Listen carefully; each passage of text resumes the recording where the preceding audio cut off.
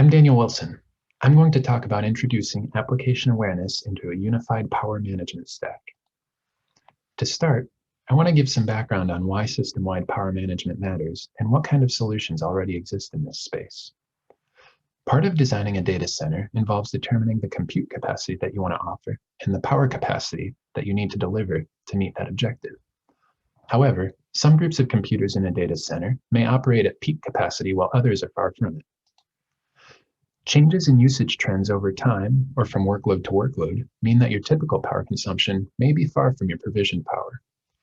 This means that you either spend money building for more power capacity than you usually need, or you aim for your typical case, but need to handle scenarios of above typical power demand. And even if you aren't concerned about over-provisioning scenarios, you may be interested in applying power management to reduce your energy costs or to improve your energy efficiency. This will continue to be a challenge in exascale computing as data centers grow to consume more power. One of the key ideas in this paper is to motivate the need for tight integration of power management solutions across multiple layers of the system stack. Today's HPC systems comprise of multiple components supplied by different vendors. These vendors support power management capabilities within their own components, but they're built in a manner that's oblivious to the design and demands of other components and layers in the stack.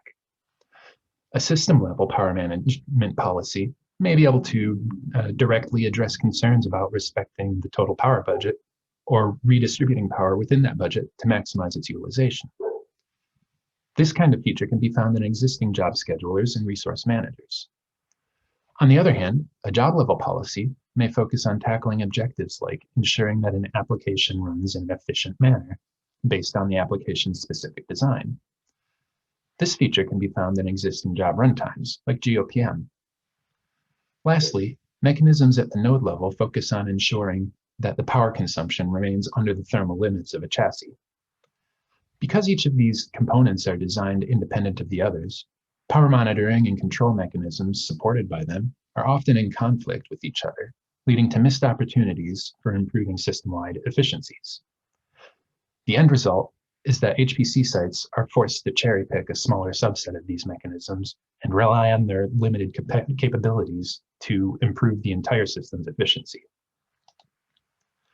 This paper provides empirical evidence to demonstrate the degree of impact to a system due to the lack of cooperation between different system components. It further motivates the need for HPC sites and vendors to strive for hardware-software co-design across multiple layers of the system stack. Specifically, our work demonstrates these opportunities through a policy that communicates between system, job, and node level, so that we can harness both system power awareness and workload awareness. We show opportunities to save up to 7% in system time and up to 11% in energy savings compared to a policy without these capabilities. Through our experiment design, we also identify and exercise application characteristics that we use to emulate power and performance trade-offs. In the remainder of this presentation, I'll discuss the experiment design for opportunity analysis, and I'll talk about some of the top takeaways from these experiments. Our experiment design is composed of three main phases. The first is characterization. We begin by selecting 900 similarly performing nodes from our available 2,000 nodes. We do this to control for the impact of hardware variation on our results. We use these nodes for the rest of our experiments. Next, we characterize the power and performance of our workload configurations. We use a microbenchmark derived from one used in a prior publication about defining a roofline model for energy. Our workload characterization results in two outputs. First, we learn how much power each workload configuration draws when it runs without any constraints. Then we learn how low we can set the power limits for that workload without impacting its performance. For workload selection in our experiments, we choose multiple combinations of concurrently running workloads that have varied characteristics in unconstrained power usage, performance maximizing power usage, number of nodes used by workloads, compute intensity, or the balance between CPU and non-CPU work. And we also control the imbalance between intensity across nodes. Note that In a real-world system, imbalance may not be only due to workload imbalance. It might also, for example, be a result of hardware variation. That's why we run these experiments on those similarly characterized nodes. Lastly, we evaluate 3 baseline policies and our proposed unified power management policy in comparison. A static baseline demonstrates the case where there's no runtime adjustment of power limits. In this case, all hosts have a fixed equal power limit.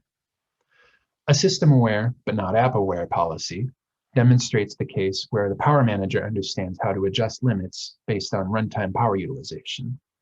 This is a feature that's implemented by resource managers.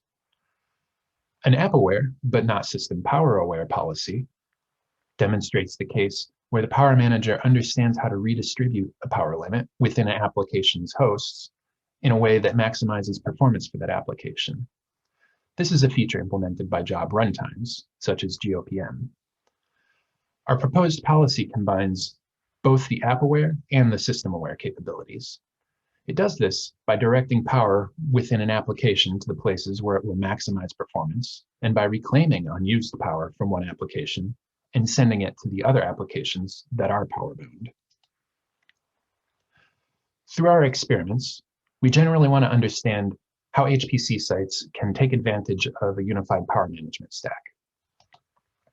So before we get into the results to discuss that, I want to explain how we visualize them in this talk. Most of the takeaways we discuss are related to one or more cross-sections of this grid of plots. The columns in this grid map to different workload mixes. So need-used power is a mix where all workloads have performance limited by power. That is, all of the power they consume contributes toward their performance. High imbalance describes the scenario where a data center is running a single large-scale workload that has significant internal imbalance. Wasteful power is a mix where most workloads consume unnecessarily high power. That is to say that these workloads could operate under power limits without significantly impacting their performance. Low power is a mix of workloads with the least power draw, and high power is a mix of workloads with the most power draw in our available choices. Lastly, random large is a mix taken from a random shuffle of our workload configurations. The rows in this grid map to different evaluation metrics. So we have time, energy, EDP savings, and flops per watt increase. These are all calculated relative to the static baseline policy.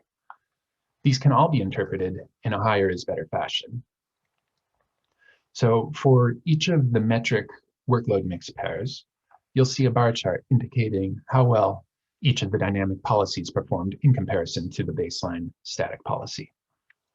The colored bars indicate the average of that metric relative to the static baseline as a mean. And the black lines indicate the 95% confidence interval over 100 samples. As you progress to the right in each plot, you'll see how each comparison changes under a higher system-wide power limit. Here's the full grid from the paper. In this talk, we'll focus largely on the energy and time metrics. You'll find that we discuss additional takeaways in the full paper, so please take a look.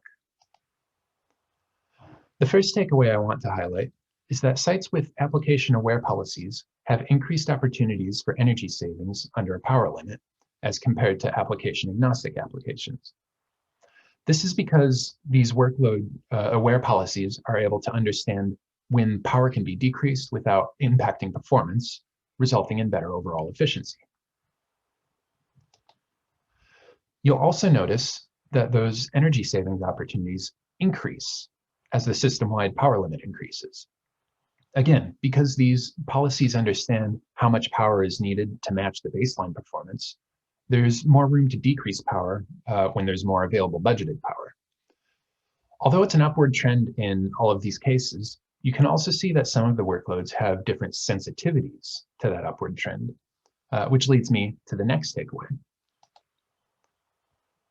Available surplus power depends on the currently running applications.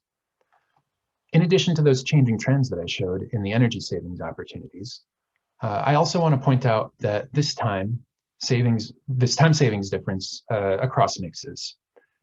In some cases, such as the high imbalance mix, there are more time savings opportunities for job-aware policies than system-aware policies, resulting from opportunities to redistribute power in a performance-sensitive way. However, in other cases, like the one shown with need-use power, the system-aware policies may have more opportunities for improvement. This case results from the fact that need-use power workloads naturally consume the amount of power that they need to maximize their performance. You might expect to see such a scenario when workloads are highly optimized for the environment they're executing in. In this case, there's little opportunity to rebalance power within a workload, and more opportunity comes from sharing power across the workloads. In either of these scenarios, the proposed fully aware policy is able to match the performance of the winning baseline policy in those cases. Lastly, for my takeaways, each type of awareness is able to benefit from combining with the other. This is clearly visible in the case of time savings for the wasteful power workload mix. Here, we see that there's a minimal benefit to the system-aware only approach, but adding system awareness to the job-aware only approach provides increased opportunity. The job-aware only policy is limited by its inability to share its power savings with other power-bound workloads in the system. Combining that job awareness with system awareness provides such a capability, and we can see increased performance as a result. In closing, we showed that a unified power management stack can achieve both the power utilization benefits of system-aware methods and the efficiency benefits of application-aware methods. Future work in this space is to orchestrate control and monitoring across these levels of a power stack at runtime. A challenge faced in performing this analysis is that we needed to perform significant ahead of time workload and system characterization to identify the steady state power levels of each of these policies for different configurations of the microkernel benchmark. A runtime version of these policies would be more capable of handling workloads that can go through multiple phases and can make fewer assumptions about system power and performance. A fully collaborative power stack would benefit from standardized ways of reconciling conflicts across levels of the stack. The HPC Power Stack Consortium is working toward addressing this by unifying and standardizing the power management stack.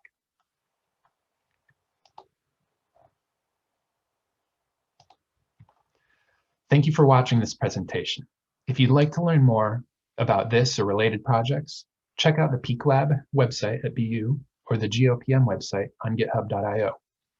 If you have any questions or want to talk about this presentation, please send me an email or log on to join the live presentation of this paper at IPDPS.